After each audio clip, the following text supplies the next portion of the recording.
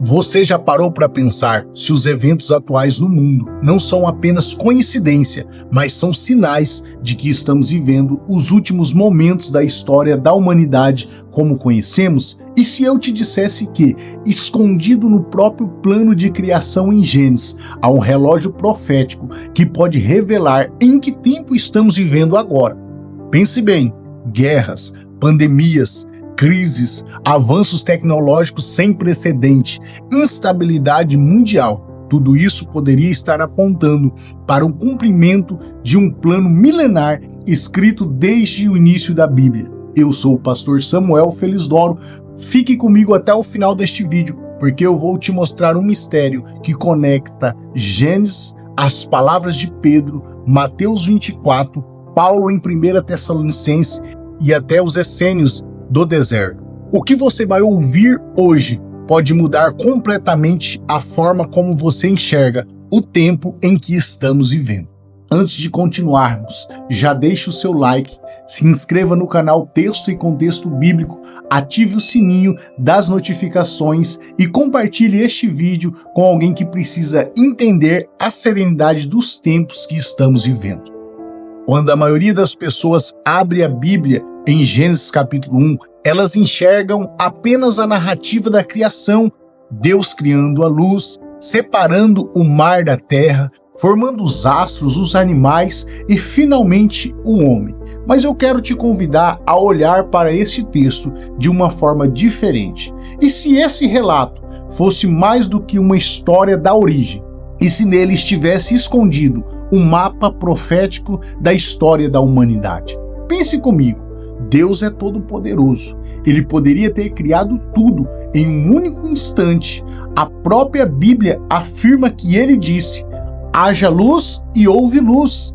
Ele chamou as estrelas pelo nome, como está em Isaías 40:26, e elas apareceram. Ou seja, não havia necessidade de esperar dias para que tudo viesse a existir. Mas, em vez de fazer tudo de uma vez, Deus escolheu trabalhar em 6 dias e descansar no 7º. Isso foi apenas uma escolha estética? Ou há algo mais profundo escondido neste detalhe? O apóstolo Pedro nos dá uma chave interpretativa em 2 Pedro, capítulo 3, versículo 8.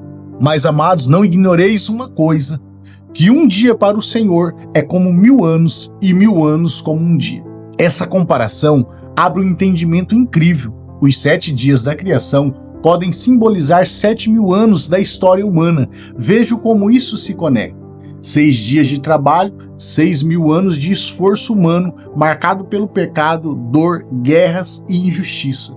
Um dia de descanso, 1000 anos de paz e restauração sobre o reinado de Cristo. Isso não é uma interpretação isolada. Em Apocalipse capítulo 20, João fala sobre o reinado de Cristo por 1000 anos, conhecido como milênio. Esse período seria o grande sábado da humanidade, o tempo de descanso e de plenitude.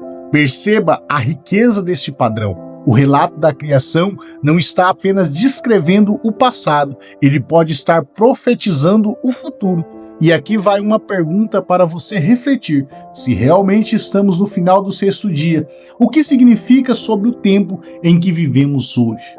Há cerca de 2000 anos, uma comunidade chamada essênios vivia no deserto e preservava textos proféticos. Eles estudavam os ciclos de 7 anos, o Shemitah, e os ciclos de 50 anos, o Jubileu, como relógios proféticos de Deus. Eles dividiram a história em 4 grandes eras: da criação a Abraão, a era do caos; de Abraão até a Jesus, a era da Torá; de Jesus até a sua volta, a era da graça; e finalmente o reino milenar de Cristo. Segundo esses cálculos, o Messias viria em um ano jubileu, e de fato, Jesus iniciou seu ministério exatamente em um ano jubilar, proclamando: o Espírito do Senhor está sobre mim, enviou-me para proclamar a liberdade aos cativos, para anunciar o ano aceitável do Senhor. Lucas capítulo 4, versículo 18 e 19 e em Isaías 61. Se eles acertaram a primeira vinda, o que isso significa para a segunda vinda? Olhe ao redor. Basta ligar a televisão ou abrir as redes sociais para perceber que o mundo está em um estado de tensão crescente. As guerras assolam diferentes regiões, conflitos no Oriente Médio que parecem não ter fim, rivalidades entre grandes potências como Estados Unidos, China e Rússia, além da ameaça constante de usos de armas nucleares e biológicas. Joel capítulo 3, versículos 9 e 10. Proclamai isto entre as nações, preparai guerra, despertai os valentes, cheguem-se, subam todos os homens de guerra, forjai espadas das vossas enxadas e lanças das vossas foices, diga o fraco, eu sou forte. Vivemos uma corrida armamentista silenciosa, onde nações estocam bombas de destruições em massa, capaz de eliminar milhões em poucos segundos. O terrorismo continua ativo, a instabilidade econômica atinge países inteiros e as crises migratórias e humanitárias se multiplicam. Este cenário não é apenas fruto do acaso, ele reflete exatamente o que a palavra já tinha profetizado, um mundo cada vez mais dividido em conflito, à beira do colapso, e justamente neste contexto de caos e insegurança global que os líderes mundiais levantam a bandeira da paz e segurança. E é aqui que entramos no próximo ponto, o papel da ONU em 2025 com o seu grande anúncio de esperança para a humanidade. Agora preste atenção nisso. Do dia 23 a 27 de setembro de 2025, não foi apenas mais uma data no nosso calendário.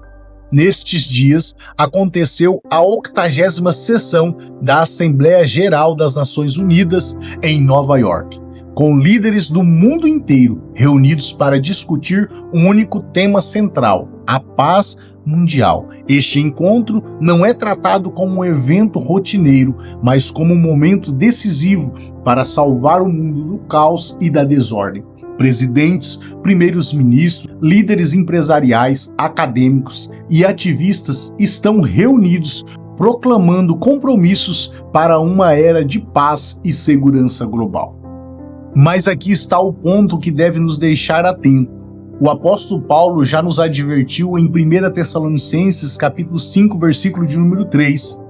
Quando disserem paz e segurança, então lhes sobrevirá repentina destruição, como as dores de parto sobre a mulher grávida, e de modo nenhum escaparão. Ou seja, justamente quando o mundo parecer mais seguro, quando os governantes levantarem a bandeira da paz, é nesse momento que a palavra de Deus nos alerta para a chegada de dores, não instantâneas, mas como contrações cada vez mais fortes, anunciando que algo grandioso está prestes a nascer. O que a ONU chama de nova era de paz pode, na verdade, ser o prenúncio do período de tribulação que a Bíblia descreve antes do verdadeiro reinado de Cristo. Isso se conecta com a palavra de Jesus em Mateus capítulo 24, versículo de número 8. Tudo isso será apenas o princípio de dores, e não é coincidência que esse encontro global esteja marcado exatamente em meio a tantas outras convergências proféticas que temos estudado. Será apenas uma coincidência ou estamos presenciando diante dos nossos olhos o cenário descrito nas Escrituras, ganhando forma no palco das nações? Pesquisadores bíblicos afirmam que estamos às vésperas de entrar no último ciclo profético da história. Segundo os estudiosos, baseado no calendário essênico, o ano de 2025 pode ser o último ano antes do início do jubileu final. Ou seja, 2026 marcaria um divisor de águas, o fim de uma era e o começo de outra. Mas o que torna isso ainda mais impressionante é que os sinais ao nosso redor parece confirmar esse cenário.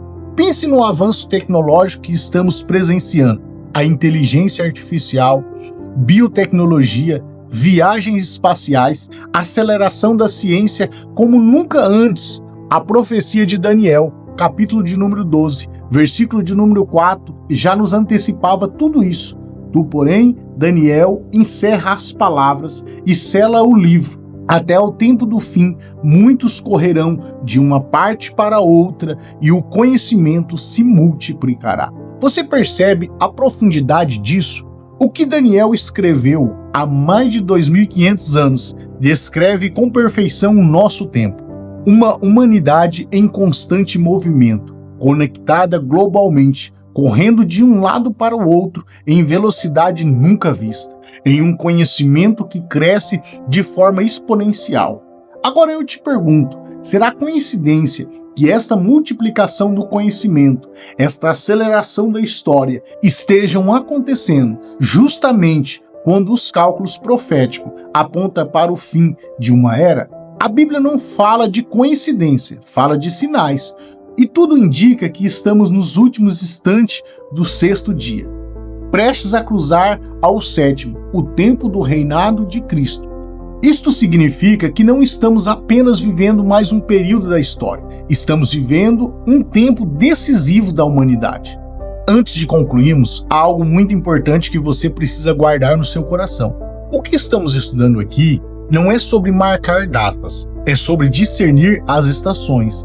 Essa é a diferença crucial. A Bíblia é clara ao nos advertir contra as definições de datas. Em Atos, capítulo 1, versículo 7, Jesus disse: "Não vos compete saber os tempos ou as estações que o Pai estabeleceu pela sua própria autoridade." Em Mateus 24:36 ele reforça: "Mas daquele dia e hora ninguém sabe, nem os anjos do céu, nem o Filho, mas unicamente o Pai." Jesus não proibiu que reconhecêssemos os sinais. Ele proibiu apenas a pretensão de saber o dia e a hora exatos. E existe um motivo para isso. Marcar datas sempre trouxe grande prejuízo à fé cristã. Ao longo da história, grupos sinceros erraram ao tentar prever o retorno de Cristo. Os montanistas no século II, movimentos medievais durante pestes e guerras, os mileristas em 1844 e outros tantos no século XX. Sempre que essas previsões falharam, o resultado era frustração, perda de fé e até zombaria contra a própria mensagem do Evangelho. Mas veja, o mesmo Jesus que disse: "Não saberíamos o dia e nem a hora", também ordenou que fosse capaz de discernir os sinais. Em Mateus capítulo 16, versículo de número 3, ele repreendeu os fariseus e os saduceus dizendo: "Sabeis discernir o aspecto do céu, mas não podeis discernir os sinais dos tempos?" Eles sabiam perceber o clima olhando para as nuvens, mas não perceberam que estava diante do cumprimento das profecias.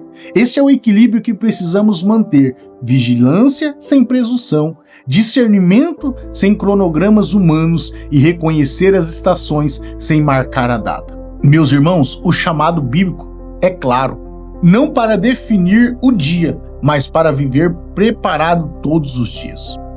Diante de tudo isso, o que devemos fazer? Jesus nos advertiu em Mateus 24:42, "Vigiai, pois, porque não sabeis a que hora há de vir o nosso Senhor." Não é hora de medo, mas de vigilância. Não é hora de desespero, mas de esperança. Porque se o fim se aproxima, significa que também está próxima a redenção prometida desde o princípio. Meus irmãos, se o plano de 7.000 anos estiver correto, então estamos prestes a entrar no maior capítulo da história da humanidade: o fim das dores, o fim da luta contra o pecado, o início do reinado de paz de Cristo. Mas a pergunta é: você está preparado? Porque quando esse momento chegar, não haverá mais tempo para decisões. O tempo é agora. Hoje é o dia de se arrepender, de entregar a sua vida a Jesus, de viver como quem espera a volta do Rei. Se essa mensagem falou ao seu coração, já deixe seu like, se inscreva no canal Texto e Contexto Bíblico, ative o sininho para não perder os próximos vídeos e compartilhe com alguém que precisa ouvir esta palavra profética. E lembre-se, os céus e a terra passarão, mas as palavras do Senhor jamais passarão. Até o próximo vídeo e que Deus abençoe a sua vida. E lembre-se, onde você colocar as plantas dos teus pés, que você venha a ser abençoado, abençoada em nome de Jesus. E que a paz do nosso Senhor Jesus Cristo esteja convosco. Amém.